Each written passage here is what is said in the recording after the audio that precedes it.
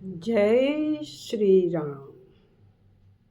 तो आज हम लोग अपने श्री रामचरितमानस के 8वें मास पारायण में प्रवेश करेंगे।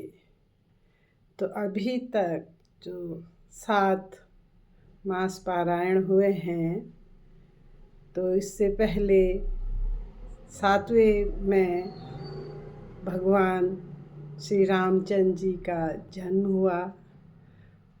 उसके बाद फिर उनकी बाल लीलाएँ, और उसके बाद विश्वामित्र जी ने उन्हें अपनी यज्ञ की रक्षा के लिए राजा दशरथ जी से मांग लिया था। और इस तरह से जब उन्होंने उनके धर्म में रक्षा करी, यज्ञ की रक्षा करी, और सुबाहु मारीच दोनों को बाण मारे। सुबाहु मर गया, लेकिन मारीच 100 योजन दूर चला गया था।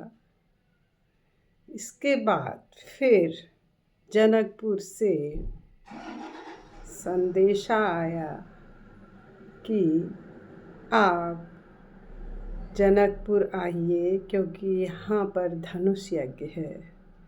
तो इस तरह से श्री राम लक्ष्मण जी को साथ लेकर के विश्वामित्र जी जनकपुर की ओर चले।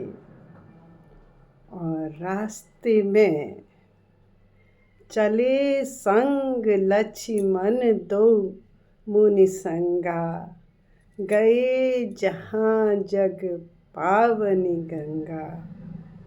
चले राम लक्ष्मण मुनि संगा, गए जहाँ जग पावनी गंगा। गाधि सुनु सब कथा सुहाई, जही प्रकार सुर सरी मह आई।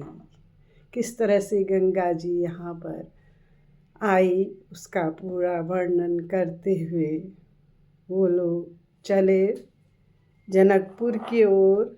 और जब वहाँ पहुँचे, जनक जी को पता चला कि विश्वामित्र जी यहाँ पहुँच गए हैं, तो वो उनसे मिलने के लिए, उनका आदर सत्कार करने के लिए आए। और उसी समय श्री राम लक्ष्मण भी फूल लेकर के उन्होंने वहाँ पे प्रवेश किया। तो उनकी इतनी सुंदर मूर्ति देख करके वो जनक राजा, जो कि विदेह थे, उनके अंदर मोह नहीं था, फिर भी वो इतने ज़्यादा उनके सुंदरता में मोहित हो गए, जिसका वर्णन नहीं किया जा सकता। इसके बाद उन सबको एक सुंदर सदन में ठहराया गया। हम लोग कहते हैं कि आजकल एसी रूम है या वो काफ़ी सुविधाएं हैं, तो उस समय का ऐश्वर्य बहुत ही अधिक था। सुंदर सदन सुखद सब काला, जहाँ वासुले दीन भुआला। करी पूजा सब विधि से काई, गयो हूँ राव गृह विदा कराई। ऐसे सदन में उनको रखा गया जहाँ हर ऋतु में आराम ही आराम था। वो ऋतु के अनुसार वो अपने को बदल लेता था। इसके बाद लक्ष्मण और राम जी जब फूल लेने के लिए वाटिका में जाते हैं, तो उसी समय सीता जी भी गौरी का वंदन करने के लिए वहाँ पहुँचती हैं। और जब गौरी माँ का वंदन करती हैं, तो उसी समय माँ पार्वती के सिर से फूल नीचे गिरता है, तो समझ जाती हैं कि ये बहुत बड़ा शगुन हुआ है।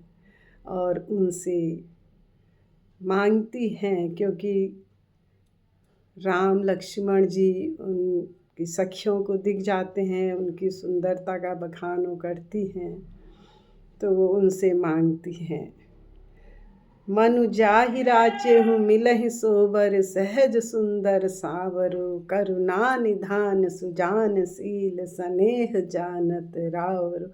यही भांति गौरी असीस सुनिसिय, सहित ही हर्षियली, तुलसी भवानी ही पूज पुनि पुनि, मुदित मन मंदिर चली। जानी गौरी अनुकूल, सिय ही हर्ष न जाय कहीं, मंजुल मंगल मूल, बाम अंग फर कन लगे। तो इस तरह से सारे शगुन हो रहे हैं। और जब लक्ष्मण राम जी धनुष यज्ञ जहाँ हो रहा था वहाँ गए, तो वहाँ लक्ष्मण जी कहते हैं राम जी से, अरुणोदय सकुचे कुमुद, उडगन ज्योति मलिन, जिम तुम्हार आगमन सुनी, भय निपति बलहीन। जैसे अरुणोदय होने से कुमुदनी कुमला जाती हैं और चंद्रमा के प्रकाश से तारों का प्रकाश कम हो जाता है, ऐसे ही आपके यहाँ पर आगमन से सारे राजा बलहीन हो गए हैं, सबका तेज फीका पड़ गया है। और इस प्रकार से फिर राजा जनक सतानंद जी से कहते हैं कि विश्वामित्र जी को और राम लक्ष्मण जी को यहाँ ले आइए। और तभी सब लोग जनक जी के पास पहुँच जाते हैं। सतानंद पद बंदी प्रभु, गुरु पही जाय, चलहु तात मुनि कहूँ तब, पठवा जनक बुलाए। इस तरह से सतानंद जी उनको बुला करके जनक जी के पास आते हैं। और इस मासपरायण में 8वां मासपरायण, जो कि 212 दोहे से शुरू होता है और 239 तक चलता है। जय श्री राम।